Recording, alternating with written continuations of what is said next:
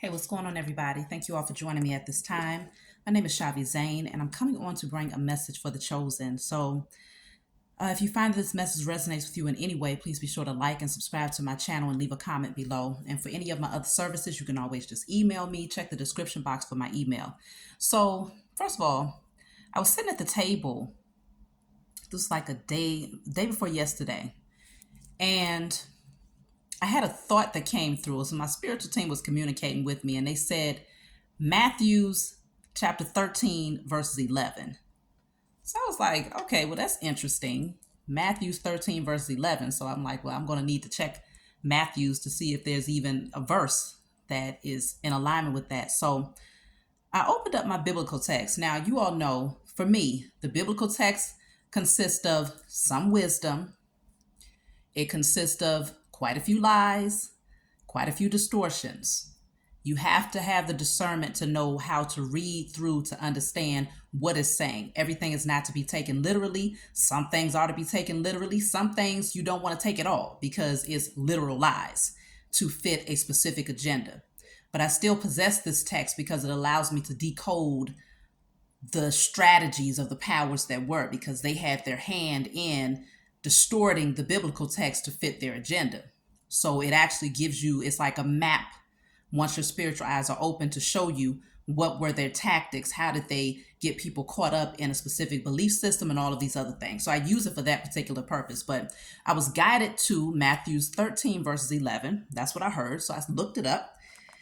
And it says, he answered and said unto them, because it is given unto you to know the mysteries of the kingdom of heaven, but to them it is not given.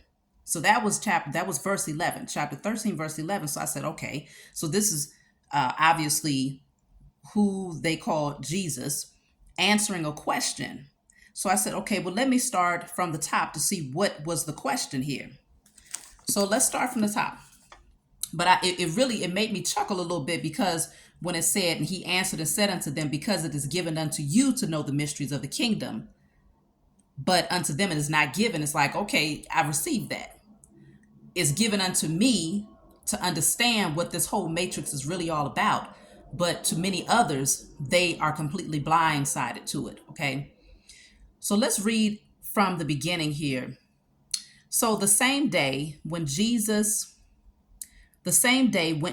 out of the house and sat by the seaside, and great multitudes were gathered together unto him, so that he went into a ship and sat, and the whole multitude stood on the shore. And he spake many things unto them in parables, saying, behold, a sower went forth to sow. And when he sowed, some seeds fell by the wayside, and the fowls came and devoured them up. Okay, so the sower, he didn't plant his seeds in the right place. On the wayside, it was out in the open where the birds and the fowls of the air could come and take it, snatch it up, and keep it moving. Wrong, he didn't sow it correctly. And when he sowed some seeds, they fell by the wayside, and the fowls came and devoured them up. Some fell upon stony places where they had not much earth, and forthwith they sprung up, because they had no deepness of the earth. Okay. And when the sun was up, they were scorched, because they had not root. They withered away. So, grounded. If you're not rooted, if you're not connected to earth, then you are not going to be ready for this powerful energy that's taking place here in the age of Aquarius. When that sun is beaming and all of that information and the codes are being activated, and the veil is being lifted and all of that, a lot of people will not be able to withstand the high vibrational energy that we are currently in and moving towards. So if you are not firmly rooted, if you're not rooted in your understanding, then you will be easily scorched, destroyed, is what it's saying.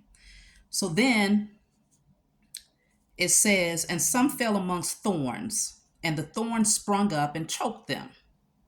And others fell into good ground, but brought forth fruit, some 100-fold, 60-fold, and some 30-fold. So some of them was choked by thorns. Okay, some withered away in the sun because they weren't rooted. Some was, taken up by the fowls of the air. But then others who planted their seeds on good soil brought forth fruit, some 100-fold, some 60-fold, and some 30-fold. That's the blessings that comes for those of you who are out there who have decided to plant in good soil. That's that good karma, that good energy that you've been putting out there into the universe. You operating from righteousness and integrity and treating people the way that you want to be treated, healing yourself, praying for your ancestors, breaking generational curses. It goes beyond what you can do for anybody in the physical. Of course, those seeds that you planted towards people, helping them physically, helping someone when they needed a hand, sowing a seed towards someone when you felt like you was called to do it because the Most High just placed it on your heart to do so. All of those were seeds that was being planted amongst good soil. But then on the opposite end of that, the question is, how do you plant seeds amongst bad soils? How do you plant it amongst rocky places? How do you plant it amongst thorns? What does that look like when it comes to your deeds in the physical realm? Well, it can look like, let's just say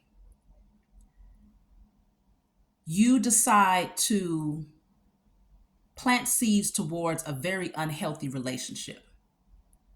So you're getting all of the signs, all of the messages, but you're like, nope, I'm going to keep on sowing into this relationship. I'm going to keep on watering it, nurturing it, because you are going against what you're being told. Like, you already received the message. This person is no longer good for you. They never have been. But you're constantly sowing into it, constantly giving to it, maybe giving to that person financially, maybe, creating a home for you and that person, just constantly giving to that relationship, emotionally draining yourself and giving of your energy into that situation. But that person is depleting you and giving nothing back. That's the example of sowing amongst stony places, and the fowls of the air just comes and plucks it right up. So you're giving, but you're receiving nothing back. Planting it amongst thorns, and it comes and chokes it up.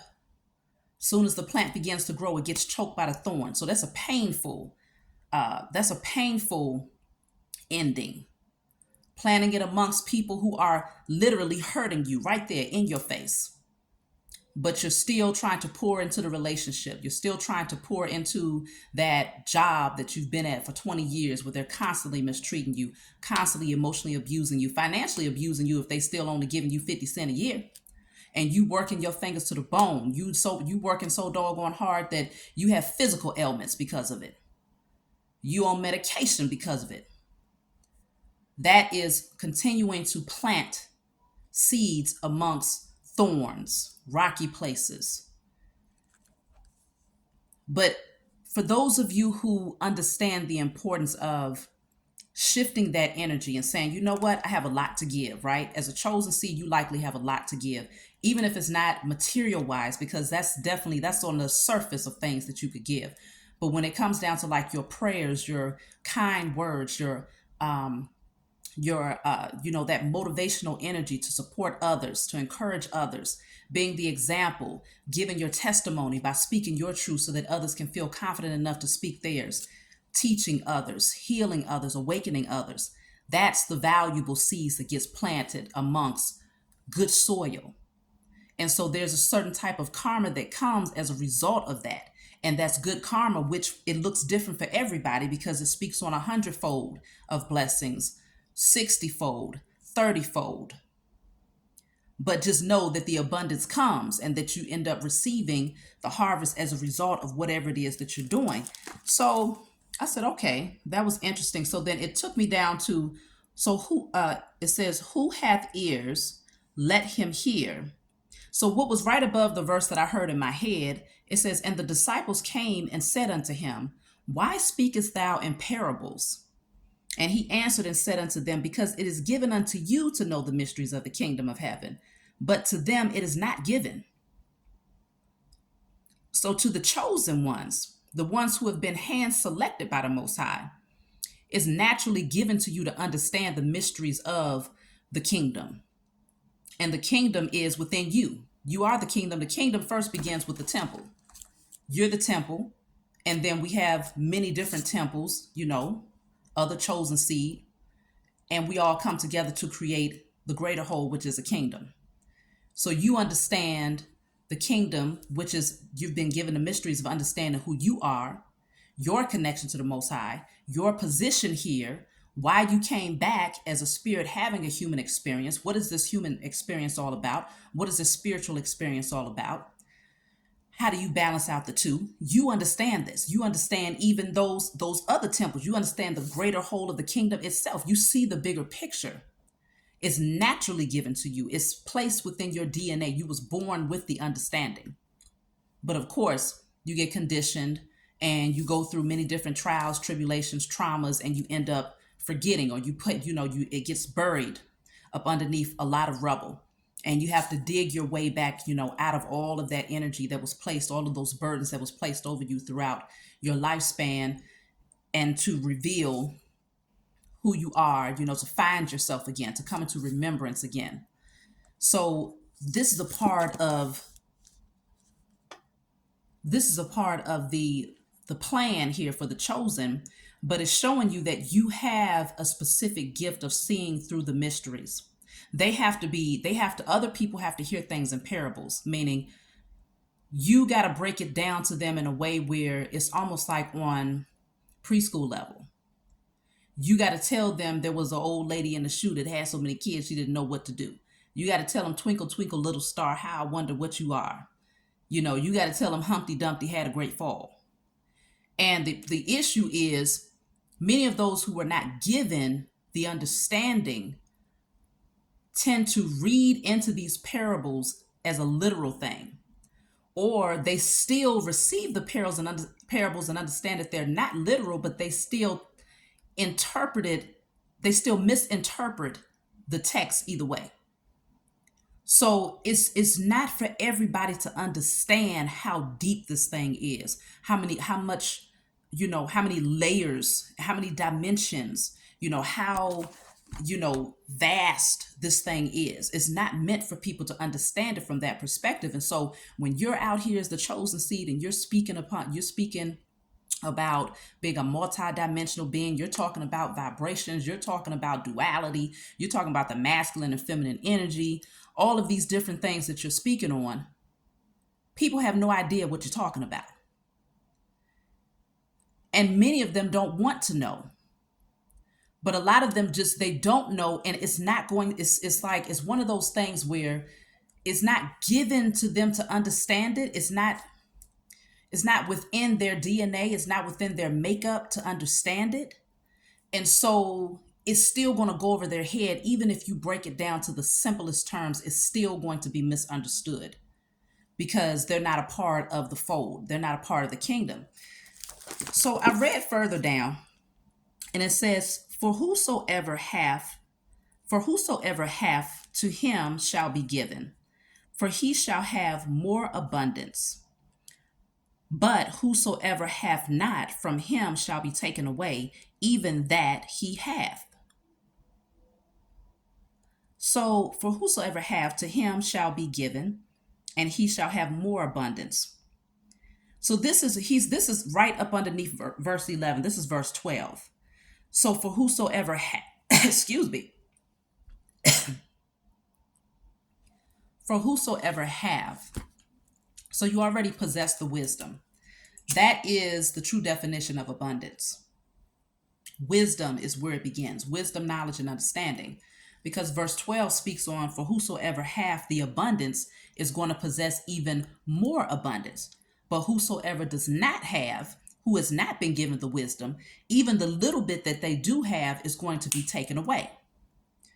Why? Because this is a very valuable possession. To obtain wisdom, to have the possession of wisdom, is the most valuable thing that man or woman can possess.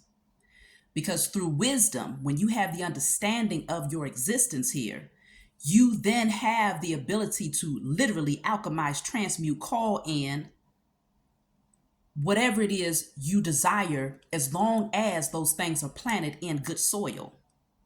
And we already spoke about what good soil looks like. So every other form of abundance is now at your disposal. It's all at your fingertips. You start off with the abundance of wisdom, and there is no lack in any other area of your life. Wisdom is the root. That's where it all begins. Through wisdom. How, do you understand this? Do you have a greater, a vast, a more, a higher level understanding, understanding, overstanding, however you want to, apply it? Do you possess that? The chosen, you do. As the chosen seed, you do. Naturally, you do. Some people are still coming into the understanding. Some people are still coming into remembrance, because it's not something that is going to be given to you by man. This is something that is naturally given to you by the Most High Mother and Father. And so it says that you will gain more. There will be more abundance for you. Even though you already have, you will get more. And for those who have very little, even that little that they had will be taken away. That's the karmics. That's those who are undeserving. And it put me in the mind of a thought that I had the other day. Because a lot of times the chosen seed goes through a lot, like trials, tribulations. The testimony is powerful and full of many things that lots of people would not be able to live through or endure. And still, you still come out sparkling and shining like a diamond on the other side of that thing, looking better than ever. Like, how the heck did you just go through that and still come out looking like this? But there's a difference between karma. Obviously, there's good and bad karma. There's a difference between destructive energy that comes to shift and to move things out of the way so that you can get to your inheritance, and the destructive energy that comes to take your ass up out of here. It's a totally different type of karmic energy.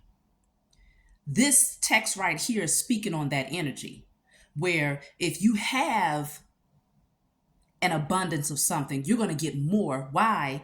Because you planted seeds amongst good soil. You operated from integrity, honesty. You walked upright. You treated people well. You did not moan and complain, but yet you expressed gratitude. Even when you wanted to complain, you might have hurt for a minute, but you still found a way to find joy. You still found a way to motivate others in spite of your circumstances. You've always been that way. You planted seeds amongst good soil. And so if there's destructive energy that happens in your life, it's for reasons that are going to push you towards your destiny. It's for reasons that's going to create powerful change in your life. And it's going to put you in a position where you're not surviving anymore, you're thriving. But the destructive energy that comes for the karmics who planted their seeds amongst the rocks, they planted seeds amongst thorns, they planted seeds amongst, whatever. They planted seeds in areas that it should not have been because it never got rooted. They receive a karma that they can't come back from, because it says even the little that they had is going to be stripped from them. Whether it's material things, whether it's wisdom, whether it's their peace of mind, it doesn't matter. Even the smallest of things that they did possess, the very little, is still going to be stripped from them. That's true karma. That's one of the greatest gifts that we could have outside of wisdom. Karma, because it is the one energy that is guaranteed. What you put out there is what you call back in. And so is very important for people to understand the difference between destructive energy to clear your path for greater things, and destructive energy that's there not to just clear your path, but also clear you up out of here. That's for people that are in karmic energy who refuse to do the work. So therefore, speak I to them in parables, because they seeing see not, and hearing they hear not, neither do they understand. So they see, but they don't see nothing. They hear, but they hear nothing. It's like it goes right over their head. It's looking at them. It's right there in their face. They see it. They're looking at it. It puts me in the mind of the biblical text where it speaks on the description of Yeshua, right? Yeshua was our brother who came here to do exactly what I'm doing right now. Exactly what many of you out there are doing, just to teach people, enlighten people, raise the vibration, help people to get back connected to that higher level of consciousness. It'll say, okay, his hair was like wool, his skin was as dark as brass, his feet looked like they was burnt in a furnace. Yeah, that don't mean that was his actual description. He doesn't really have a color. They see it, but they don't see it. They hear it, but they hear nothing. They might as well be deaf, dumb, mute.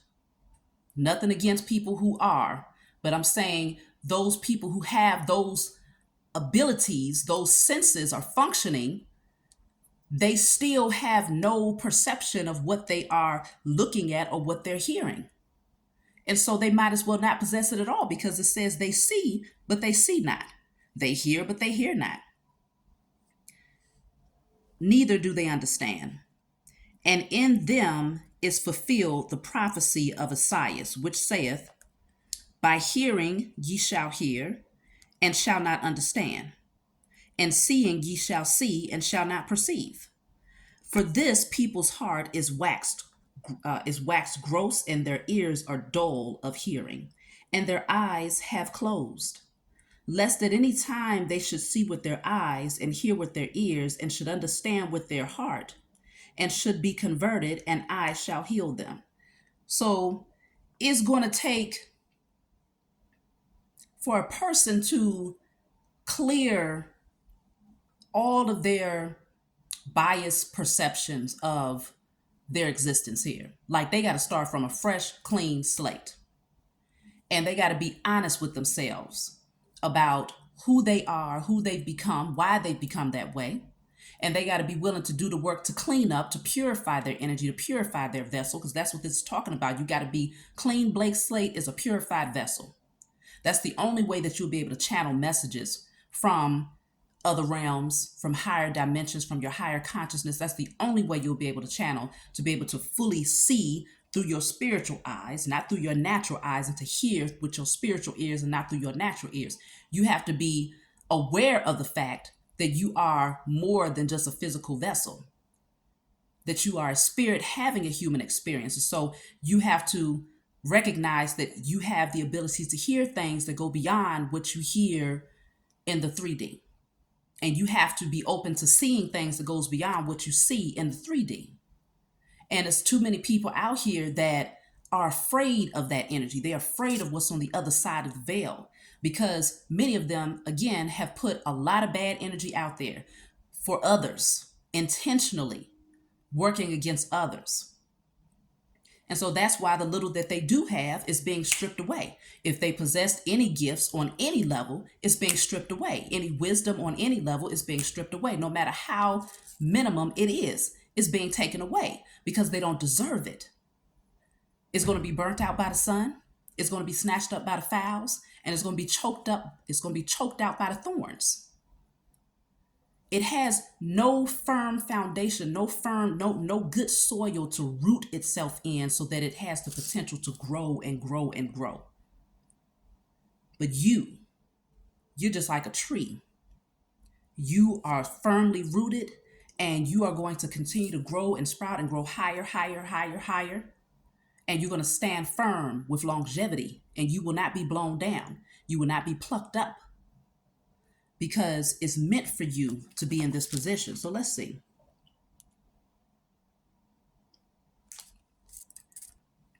So it says, but blessed are your eyes, for they see, and your ears, for they hear. For verily I say unto you that many prophets and righteous men have desired to see those things which you see, and have not seen them, and to hear those things which you hear and have not heard them. Now, did you see this said, many prophets and righteous men? Now, we talking about the preachers, the priest, the ministers, the prophetess, the deacons, okay? All of these people who call themselves righteous people, and they have these titles that's been given to them by man. They desire to see what you see. They desire to hear what you hear. They desire to have the understanding that you have, but they still have yet to obtain it. Why? Because too many of them have waxed cold. Their hearts have waxed cold, meaning they're frozen in place. They have no mobility, no agility, no flexibility because they're too busy being boxed into one perception, one track minded. And so anytime you frozen in place, there's not a whole lot of movement there until you put yourself in an uncomfortable position to allow yourself to become vulnerable. You're not trying to control the scenario anymore. You're not trying to put on this front for the world anymore. You're going to allow all of that, the falsehood to melt away. And it's too many people that are afraid of that. And so even those who have been given the titles, who you go to, not you, but who many people go to, they look up to these people, the prophets, the so-called righteous men. They look up to these people, and they go to these people to gain at least a small seed of wisdom, knowledge, and understanding. Because too many people, I'm not going to say it's too many sleeple. Too many sleeple do not believe that they possess the ability to have even the little bit of wisdom that the pastor has. And it's this text is telling you right here that even the prophets don't see what you see. And so that means that when they say, it says the prophets don't see what you see, this is still Christ addressing the disciples. And these disciples are not, they don't have titles of a prophet. They don't have titles of, being a priest or anything like that. These are people who was collected, right, based on biblical texts, whether you're looking at it from a realistic perspective or whether you see it as fallacy. This would be the people that Christ would have gone through and collected. Hey, you work over there. I think I like your energy. Come on with me. All right. Yeah, you over there fishing. Come on, Peter, James, and John. I'm gonna snatch y'all up off that sailboat. Yeah. Either way, I don't recall anything in this text that would indicate that these disciples had a technical title or an official title that would announce them as a priest or a prophet or anything like that. So he's telling them that even those who have been given that title, who went through, what do you call it? Pastoral school. I don't know what the technical name is for it.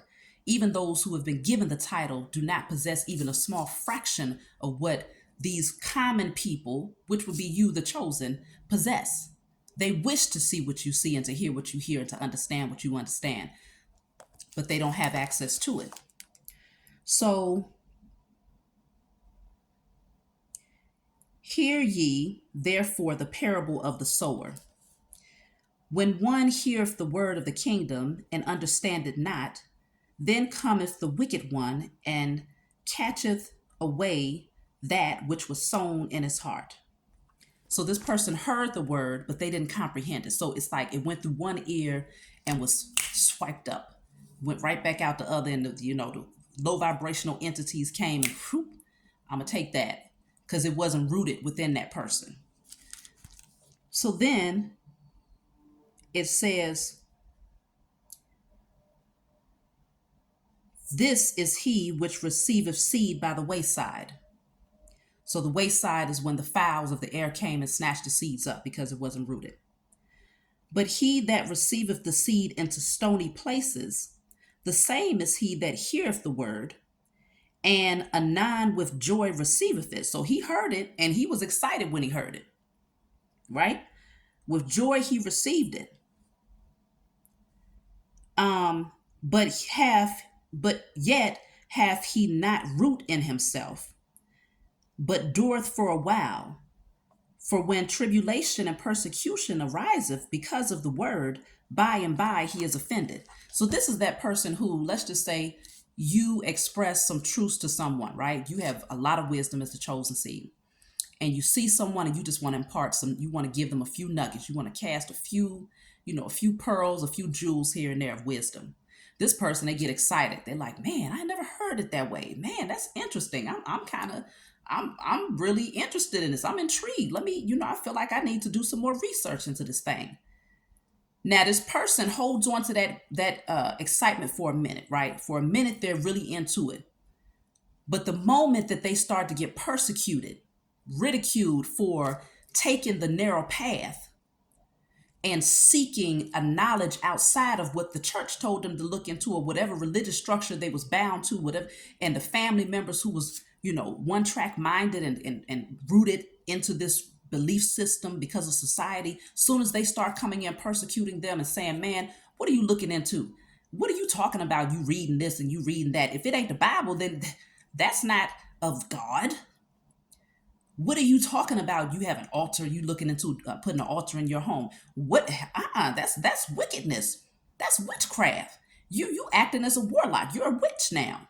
The moment that that person begins to get persecuted and ridiculed by those people is when suddenly they ran back because they couldn't endure the persecution. Which you all know, this path is one that many people are not prepared to take.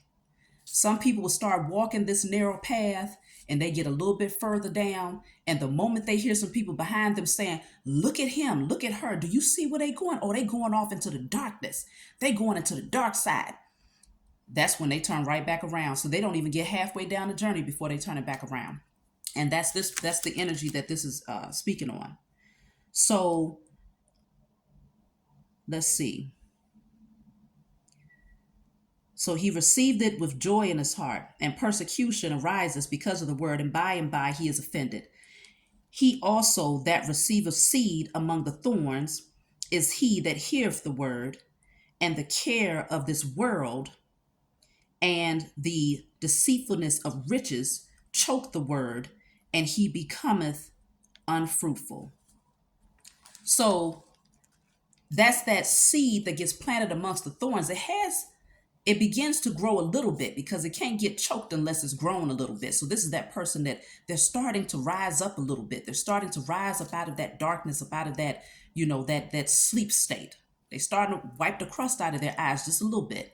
And as soon as they start to rise up a little bit and they hear people like, oh, he woke. Oh, she's waking up. And they start to get persecuted. That's when they get choked up by that thorn and they get taken right back into where they just came from, go right backwards because they can't handle it. But it also says that those who care about the world, right? And the care of this world and the deceitfulness of riches choke the word, and he becometh unfruitful. So the care of what people think, that's the care of the world, the care of what people think, caring too much about what people think is what it's saying, and caring too much about the riches of the world, meaning you come into a place as a chosen seed where at some point you start to realize that certain things are not worth the sacrifice, especially when it comes to material things, when it comes to abundance, when it comes to wealth. It's not worth the sacrifice if it works against that wisdom that you know or that truth that you have ingrained within you. Prime example, I'll just use myself walking away from a career as a registered nurse because I started to gain a wisdom that showed me that pumping people with chemicals and giving them shots that I would never even take was against my principles. It was against the wisdom and the knowledge and understanding that was engraved and granted to me. And so if I would have had too much care for the world and the riches, I would have naturally stayed connected to that career path. And I would have done away with spirituality and said, you know what, I'm just going to pretend like I never heard that, because my main focus is making sure that I maintain this title and that I maintain this little check that they're giving me, which, trust me, it ain't all it's cracked up to be.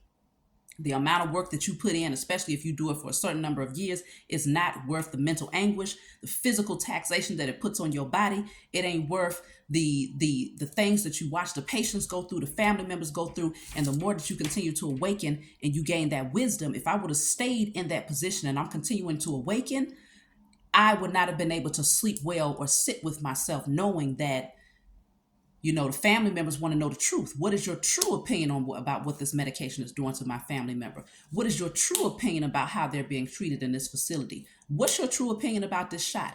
What's your true opinion about XYZ? And I would have had to keep my mouth shut all for the sake of the riches of the world, because at that point it would have been either express the truth or risk losing my job. So too many people get so caught up in that they end up going backwards. because they care too much about the world and the riches of the world. And this is putting strong emphasis on the riches of the world, because true riches looks nothing like what most people interpret it to look like in the 3D. True wealth does not look like an overflow of fiat. True wealth looks like an overflow of wisdom, knowledge, and understanding, which allows you to attract wealth in many other ways that goes well beyond just paper money. Because even that is losing its value. It's paper, but we've placed value on it. And so then if you're in your lower nature, you'll assume, well, I'm rich. I'm rich, Birch, right? That's for, who is that? Dave Chappelle, right? You think you rich, but that's not the real riches. If that's the only type of riches that you possess, then you're poor, especially if you lack wisdom, knowledge, and understanding. So the riches of the world and the care of the world takes that person backwards, even though they was excited and had zeal when they received an understanding, even at the smallest, even to a small degree. So, but he that receiveth seed into the good ground is he that heareth the word and understandeth it, which also bear fruit and bringeth forth some 100-fold, some 60, and some 30. So you heard it. You as the chosen, you heard it, you understood it, and you grew with it. You brought fruit. Okay, you nurtured those seeds. You watered them. That wisdom that you was given, even if it was just a little nugget here and there, you was like, okay, man, I gotta tap in. Let me purify my energy because I need more. You became hungry for more. And so you continue to nurture those seeds because, of course, if you hungry like that, then you need a nice overflow. You need fruit. You need fruit to bear, plentiful, okay? And so you're going to keep nurturing and nurturing that understanding, nurturing that wisdom, nurturing your healing and your transformation, nurturing your relationship with the Most High, your spiritual team, and the fruit that you end up bearing as a result of that, 100-fold, 60-fold, 30-fold. So that's you calling in that good karma. And so another parable put he forth unto them, saying, the kingdom of heaven is likened unto a man which soweth good seed in his field. But while men slept, his enemy came and sowed tares among the wheat and went his way. So you just gonna sneak up in there, and you know that this person has spent all of this time planting good seeds, but because you a hater, this is those karmics, because they was a hater, they said, oh, okay, they stood there and watched you. I see them over there planting all those good seeds. Yeah, I gotta, this is the karmic. They gotta go in and plant some plant some tare amongst your wheat, right? So they want to ruin what you've already rooted. They know that it's going to be an abundant harvest, but they don't want to see you get that harvest. So they plant the tares amongst your wheat. And so now it says, and then they go their way like nothing happened. Hands are clean because they think that they're not seen. That's the problem. These karmics think they can do things and that no one sees them. But there's always eyes everywhere. That's why karma is always exacted. Even if it doesn't come in the form that they think it's going to come. It's going to come. Believe that. So then it says, but while men slept, his enemy came and sowed tares amongst the wheat and went his way. But when the blade was sprung up and brought forth fruit, then appeared the tares also. So the servants of the household came and said unto him, Sir, didst not thou sow good seed in thy field? So in other words, didn't you just spend all that time sowing good seeds, or did you not? Well, what's up? Why are we seeing tares out here? What's going on? And he said unto them, an enemy has done this. The servant said unto him, will thou then go? Wait a minute. Will thou then that we go and gather them up? So should we go gather up the wheat and the tare? Or should we go gather up the tare? But he said, nay, lest while ye gather up the tares, ye root up also the wheat with them. So they growing together. The wheat and the tare growing together. You try to pluck one up, the other one is going to be plucked up with it. So The person that sown this said, no, don't mess with it. Don't mess with it. If you try to pluck these tares up, you're gonna mess up the good fruit that has been planted. So what's his solution here? Let both grow together until the harvest. And in the time of harvest, I will say unto the reapers, gather ye together first the tares, bind them in bundles and burn them, but gather the wheat into the barn.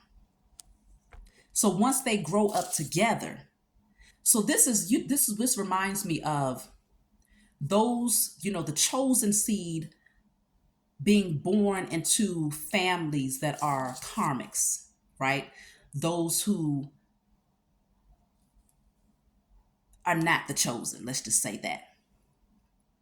Being born into families or surrounded by people who are the example of the tares.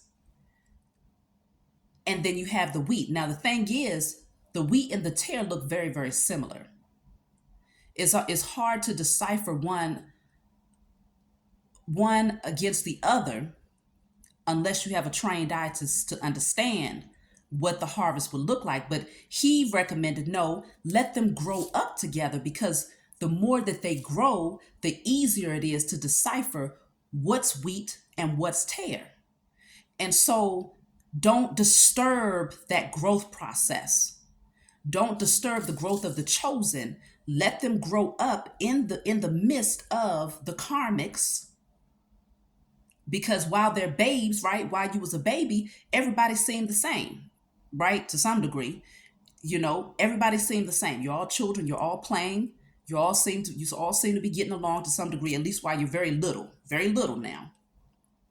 But the more that you begin to grow as the chosen amongst karmics, the more you begin to see that there is a separation. There's a division. It's like oil and water. Something ain't mixing right. Okay, you are not who you say you are, karmics, but you'll be able to clearly see who the chosen are. And so it says, gather up the wheat and put them in the barn. But when you gather up the tare after they have grown, burn them. So it's almost like people have the free will to continue to grow in wickedness.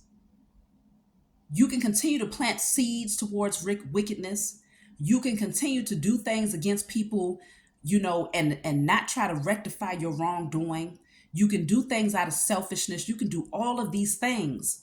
But just know that once the chosen grows, once the chosen have grown to the point where the chosen are ready to be collected and set aside, you in trouble.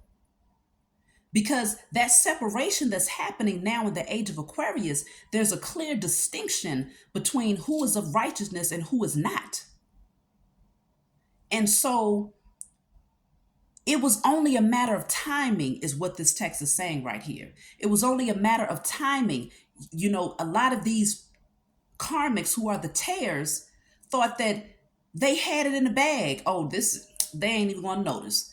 We gonna get plucked up right with the wheat, and we gonna be able to be put in the barn just like the wheat. So in other words, we're gonna be able to enjoy the kingdom with the wheat, with the chosen. No, you got it all twisted out there, right? These karmics got it all twisted. No, because the more that the chosen grew, there became this clear distinction that the vibration, the energetic signature was so different that there was no denying who's the wheat versus the tare. It was only a matter of timing and growth that would need to happen for the chosen before the plucking began. So we're in the time of the plucking right now. So these karmics, they need to get ready to get plucked, but not just plucked, but burned. Because too many of them did these things with the wrong intentions against the chosen. And just like it said, this person here, it speaks on, you being out there, you sowing your seeds, you not bothering nobody, you minding your business, you're planting seeds amongst good soil. And here comes the enemy sneaking in, trying to find some way to trip you up, trying to find some way to ruin what you have put all of your hard energy into. but you have wisdom because you understand that in spite of what they attempted to do, it still didn't ruin this person's harvest. The wheat still grew, the tare grew too, but the tare, hey, tare had to go. The tare had to get burnt because it doesn't belong. There's no use for that. The wheat got plucked up and put in a barn. That's the kingdom. And that's the kingdom right here on earth that's being prepared because we are the temples. We understand this from a higher perspective. And so the comics are in trouble. Okay? I wasn't directed to this passage for nothing. When I heard Matthew 13, verses 11, I said, all right, I'm going to look into it. And it said exactly what I already understand to be true. I have been given an understanding that many do not possess. And you have too, as the chosen seed. And so there's a lot of people that's very jealous of that because subconsciously they understand that that's where the true riches lie, is in your wisdom. Even if they don't see that you have any material things right now, not yet, to fully express your wealth, then their carnal mind will say, you ain't got nothing. You ain't worth nothing. What you got now? I had a family member look me in my face and say, I didn't have my job as a nurse anymore. My business wasn't thriving because it was a very new business. And she looked me in my face. I didn't have a home to stay in. I was sleeping on a couch. And she looked me right in my face and she said, what you got now? You ain't got none of that stuff now. And when she said that to me, I knew who she was. The tear had to show itself, even though I grew up with this person from a seedling. And I had no understanding to see that that there would eventually be a separation that would happen. And I would eventually come to understand that even though we was planted in the same soil, because this is a family member now, very close family member, even though we was planted in the same soil, the seedling was different. And so as we would continue to grow, we would eventually be separated because this person would show themselves to be the tare and I would show myself to be the wheat. And they would be plucked up and burned, and I'm going to be plucked up and put in a barn. Okay? That's just what it is. So we have to get to a place now where we're okay with these massive changes that are happening, the separation that's happening, between father, son, mother, child, sister, brother, husband, wife. Okay? The separation that is taking place at this time, because just because you grew up as a seedling with them does not mean that you are of the same fold. Your structure, your energetic signature is far too different for you to dwell in the same environment. And for some of them, their energy is so low vibrational that because of what's happening in the age of Aquarius and the energy is heightening and the earth, the cosmos and everything is requiring a higher vibrational energy. It's a requirement of you at this point. It's a requirement of us. Because it's requiring that, then anything that's low vibrational is getting kicked out. It's getting burned. It's getting tossed to the side because it cannot cohabitate. It cannot thrive. It cannot survive in the environment, the high vibrational energy that's currently happening within us and around us. So these people are having to deal with their fate. And so this is why even the one who came as a thief in the night and sowed tares amongst the wheat and walked off as if they did nothing. They thought that they was not seen. They thought that nothing will come to them. Sometimes the greatest karma that a person can receive is watching you thrive. Sometimes people think, well, I haven't seen that person get no karma. They did this, they did that. They still have a home, they still have a job, they still have their marriage. So if karma is real, how come I haven't seen them get karma? It's because the karma that's coming to them is the worst karma that they could experience. And that karma is watching you thrive and have an overflow of everything that you need, want, and desire. because their life's purpose, their life's mission, they woke up every day with the agenda and thought in mind on how can they make your life a living hell? How can they ensure that you don't get to the promised land? How could they ensure that you do not receive what is inherently yours? That was their life purpose. And they thrived on watching you fail. They thrived on watching you moan and groan and, sadness and tribulation and traumas. They thrived on that. That was their daily bread. So when you are now arisen as the God and the goddess that you are meant to be, and you're receiving all of that inheritance and that abundance that comes with is the material and the spiritual abundance. That is their greatest karma, because now they're going to be sick. They're going to make themselves sick off the strength that they can't feed, they can't harvest, they cannot siphon on your energy of fear, lack mentality, self-doubt, self-loathing. They can't thrive on that energy because you don't exist as that person anymore. You've grown now. And so that is the greatest karma for some people. And so if you think they ain't getting no karma, trust and believe. Watch yourself go through these great changes. Watch yourself become the best version of yourself. You might happen to see that person in passing and they don't even look the same. They look like they're completely depleted, drained, starved out. They looking gray. They looking like the walking dead. You know why? Because they can't feed on your energy anymore. And now they're watching you from a distance become the best version of yourself and to continue to rise higher. They can't stand it. That's the greatest karma for some people. So let me see. Is there anything else I need to read before I close out?